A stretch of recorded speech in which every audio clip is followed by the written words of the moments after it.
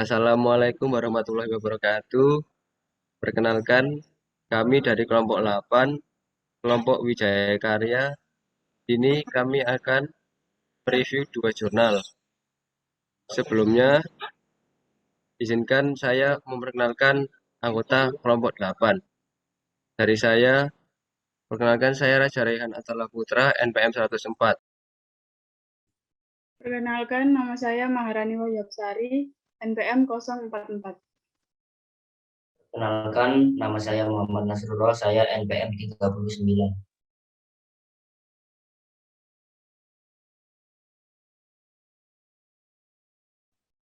Perkenalkan, nama saya Emali Fitra Ramadan Pamulyanto, NPM 20035.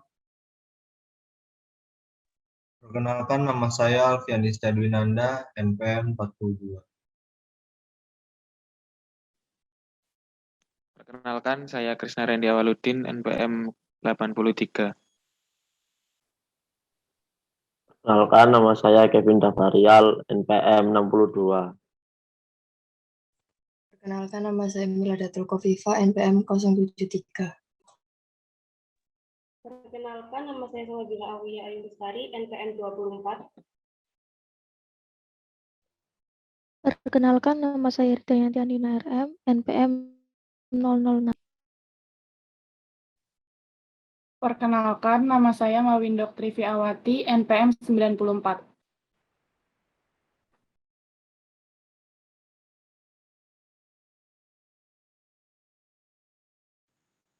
Baik, selanjutnya untuk yang pertama, jurnal yang pertama dengan judul Pemeriksaan Kekuatan Tanah dengan Kekuatan Anyaman Kawat. Pada jurnal yang pertama ini, Jurnal Teknik Sipil Statik, volume 4, nomor 8, dengan tahun rilis 2016.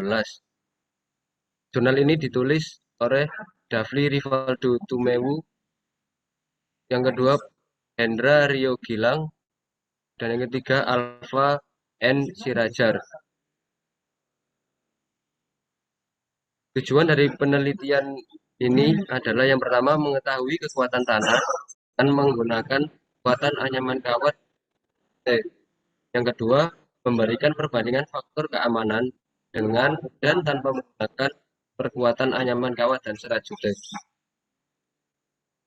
Selanjutnya akan dilanjutkan oleh anggota kelompok lainnya. Kemudian ada manfaat penelitian ini. Yang pertama yaitu mengetahui karakteristik dan kekuatan tanah pada daerah yang bersangkutan. Yang kedua, sebagai masukan dan pertimbangan bagi perencanaan untuk membangun bangunan pada daerah yang bersangkutan.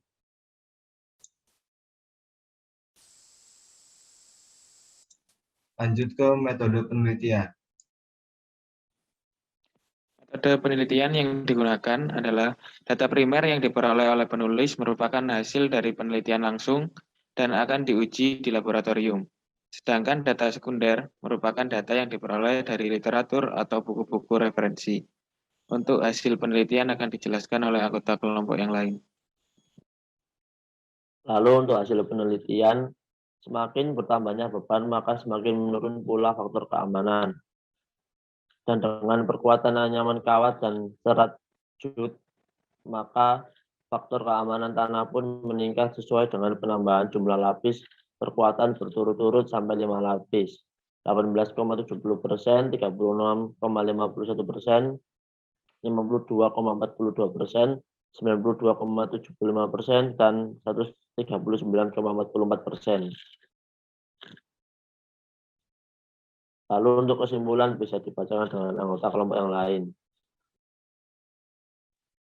Kesimpulan dari jurnal 1 ini yang pertama, karena pada lokasi pengambilan sampel yaitu kawasan timur dengan titik koordinat 1 derajat 23 menit 53,3 detik utara dan 124 derajat 49 menit 42,7 detik timur merupakan jenis tanah lempung berplastisitas tinggi. Yang kedua, faktor keamanan tanah asli adalah 0,786 dan terus menurun sampai 0,616 seiring dengan pembebanan yang diberikan sekitar 56 kN per meter persegi. Yang ketiga, faktor keamanan meningkat sesuai dengan pemberian jumlah lapis perkuatan yang diberikan terhadap tanah asli berturut-turut hingga 5 lapis perkuatan, yaitu yang pertama 18,70%, 36,51%, 52,42%, 92,75%, dan yang terakhir 139,44%. Kemudian kelebihannya akan dibacakan oleh rekan kelompok saya yang lain. Kelebihan dari jurnal ini adalah materi dan metode perhitungan yang dijelaskan secara rinci pada hasil penelitian, sehingga pembaca dapat memahami step by step dari pengujian yang dilakukan. Selanjutnya akan dilanjutkan oleh anggota kelompok ini.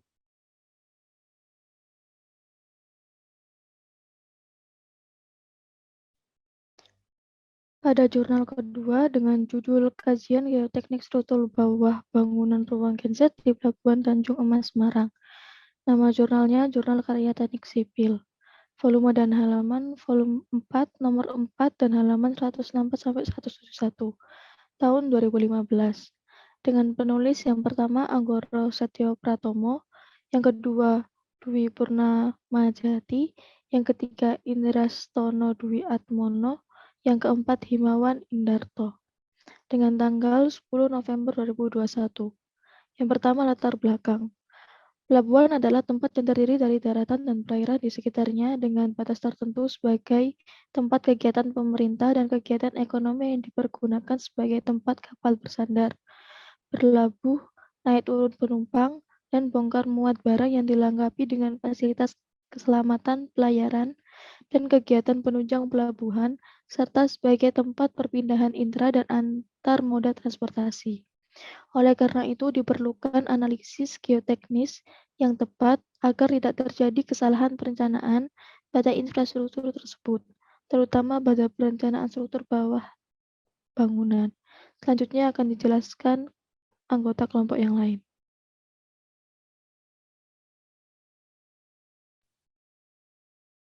Selanjutnya yaitu metode penelitian pada jurnal ini, yaitu penulis mengidentifikasi masalah dan melakukan survei lapangan, serta melakukan pengumpulan studi pustaka tentang paduan bangunan terhadap gempa sebagai bahan referensi dan literatur untuk penunjang perhitungan daya dukung fondasi dan penurunan tanah yang terjadi setiap tahunnya. Selanjutnya akan dilanjutkan oleh anggota kelompok yang lain. Selanjutnya, hasil penelitian ini adalah dari hasil analisis yang dilakukan, geoteknik dan struktur gedung mampu menahan beban yang diakibatkan gedung tersebut.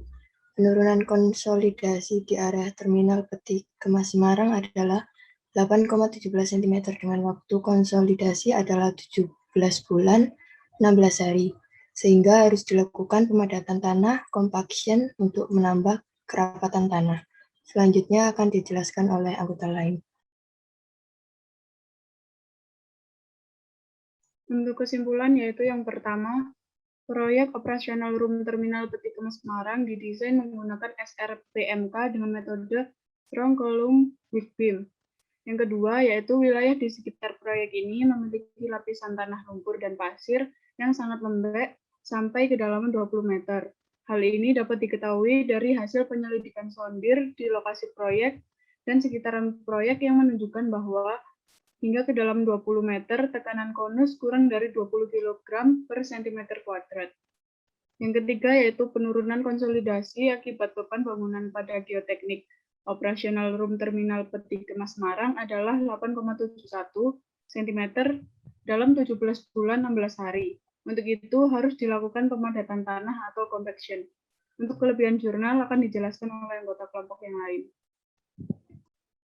Selanjutnya, kelebihan dari jurnal ini adalah pada metode penelitian dijelaskan dengan cukup jelas dan rinci.